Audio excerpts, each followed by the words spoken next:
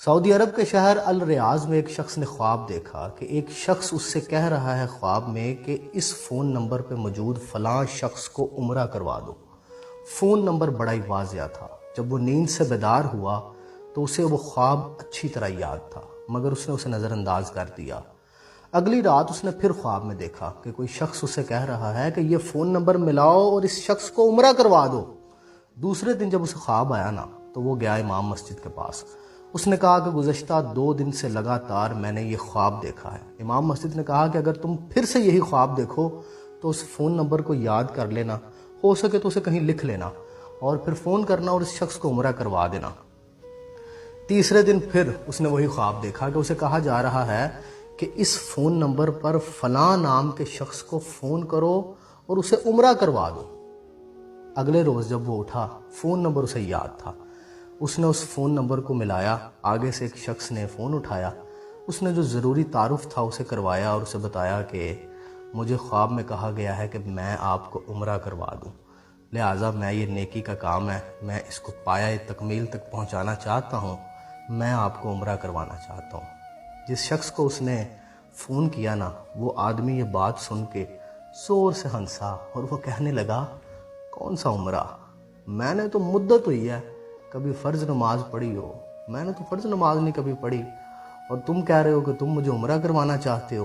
جس شخص نے خواب دیکھا تھا نا، وہ بڑا اصرار کرنے لگا۔ اس نے اس کی بڑی منت سماجت کی اور کہا کہ دیکھو میرے بھائی، میں تمہیں عمرہ کروانا چاہتا ہوں، سارے کا سارا خرچ میرا ہوگا۔ خاصی ان کے درمیان بحث و تمہیس ہوئی اور وہ بندہ اس شرط پہ رضامند ہوا کہ ٹھیک ہے، میں تمہارے ساتھ عمرے پہ جاؤں گا، لیکن یہاں سے تم مجھے لے کے جاؤ گے، یہیں پہ تم مجھے واپس چھوڑ کے جاؤ گے، اور اس دوران جتنے اخراجات ہوں گے وہ سارے تمہارے ذمہ ہوں گے۔ اس نے اپنی موافقت کو ظاہر کیا۔ پھر جب وقت مقرر پہ وہ ایک دوسرے کو ملے نا، تو جس شخص نے خواب میں دیکھا تھا نا، وہ جب اس شخص کو ریئل میں دیکھتا ہے نا تو اسے اندازہ ہوتا ہے کہ یہ واقعی کوئی اچھا انسان نہیں ہے۔ شکل و صورت سے، مزاج سے اس نے اندازہ لگایا کہ یہ کوئی اچھا انسان بھی نہیں ہے، اور نمبر 2 یہ کوئی بڑا پکا شرابی ہے، اور نماز تو یہ پڑھتا ہی نہیں نہ ہوگا۔ اسے بڑا تعجب ہوا کہ یہ وہ شخص جس کے بارے میں مجھے بار بار خواب میں ایک تنبیہ کی گئی ہے کہ اسے عمرہ کروا دو۔ بہرحال وہ لے کے اس کے ساتھ وہ چلا گیا۔ دونوں شخص عمرے کی ادائیگی کے لیے روانہ ہو گئے۔ میقات پہ وہ پہنچے، انہوں نے غسل کر کے احرام باندھا، حرم کعبہ کے گرد طواف کیا، مقام ابراہیم پہ انہوں نے 2 رکعت نفل ادا کی، صفا و مروہ کی سعی کی، اور پھر اس طرح ان کا جو عمرہ تھا وہ مکمل ہو گیا۔ انہوں نے اب واپس جانا تھا، تیاری شروع کر دی واپسی کی۔ جب وہ حرم سے نکلنے لگے نا تو وہ شخص جسے اس نے بڑی منت سماجت کر کے لے کے آیا تھا کہ آؤ تمہیں عمرہ کروا دوں، وہ اسے کہنے لگا کہ دوست، حرم چھوڑنے سے پہلے نا میرا دل کر رہا ہے کہ میں 2 رکعت نفل پڑھ لوں، پتہ نہیں اس کے بعد کبھی عمرہ کرنے کی توفیق ہوتی بھی ہے یا نہیں، تو میں پڑھ لوں 2 رکعت نفل۔ اسے بھلا کیا اعتراض ہو سکتا تھا؟ اس نے کہا کہ ہاں ہاں، بڑے ذوق اور شوق کے ساتھ پڑھو۔ اس شخص نے اس کے سامنے وہاں پہ نفل ادا کرنے شروع کر دیے۔ جب وہ سجدے میں گیا نا، سجدہ طویل ہو گیا، طویل سے طویل تر ہو گیا۔ کافی دیر گزری تو جب کوئی حرکت نہیں ہوئی، اس نے اسے ہلا کے دیکھنا چاہا تو اسے پتہ چلا کہ اس کی تو روح پرواز کر گئی ہے۔ اس کی ایسی موت دیکھ کے نا اس کو رشک آ گیا کہ کیا خوبصورت خاتمہ ہے، کاش کہ ایسی موت میرے نصیب میں ہوتی، کیا خوش قسمت انسان ہے یہ۔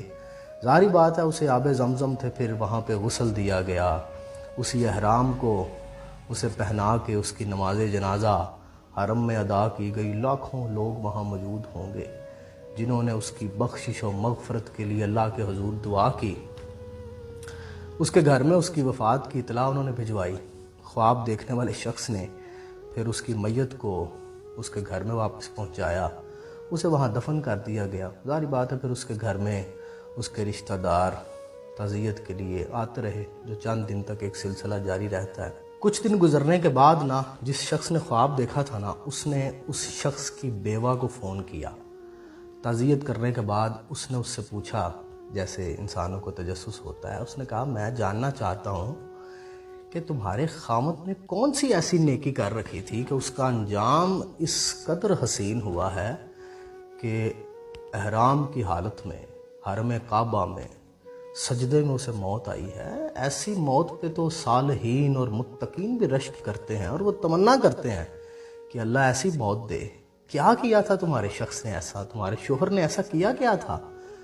اس بیوہ نے کہا کہ اس نے کوئی اچھا آدمی وہ نہیں تھا، نہ اس نے کوئی ایسا کام کیا تھا، مجھے تو یاد نہیں پڑتا بہرحال، لیکن ہاں ایک مدت سے میں نے اسے دیکھا ہے، نماز تو اس نے چھوڑ رکھی تھی، شراب کا وہ بڑا رسیہ تھا، ہر وقت شراب کی بوتل اس کے پاس ہوتی تھی، بلکہ اس کے بستر پہ موجود ہوتی تھی، شراب پی کے وہ سوتا تھا۔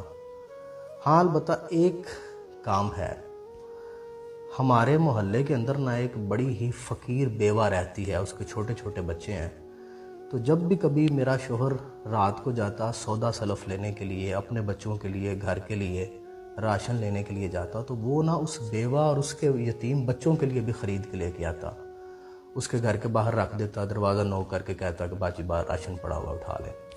وہ جو بیوہ تھی وہ جب راشن لینے آتی تو وہ میرے شوہر کو دعا دیتی تھی کہ اللہ تمہارا خاتمہ بالخیر کرے۔ ہر روز وہ بیوہ اسے یہ دعا دیتی تھی، جب وہ کھانا اٹھاتی تھی وہ کہتی تھی کہ اللہ تمہارا خاتمہ بالخیر کرے، یعنی وہ دعا تھی جو اللہ رب العزت نے قبول فرما لی۔ رسول اللہ صلی اللہ علیہ وآلہ وسلم کی مبارک حدیث ہے کہ اس طرح کے جو بھلائی کے کام ہیں نا، خاتمہ بالخیر کا موجب بنتے ہیں، آسان کر دیتے ہیں اس آخرت کے لمحوں کو، بلکہ حسین بنا دیتے ہیں، وصال کروا دیتے ہیں۔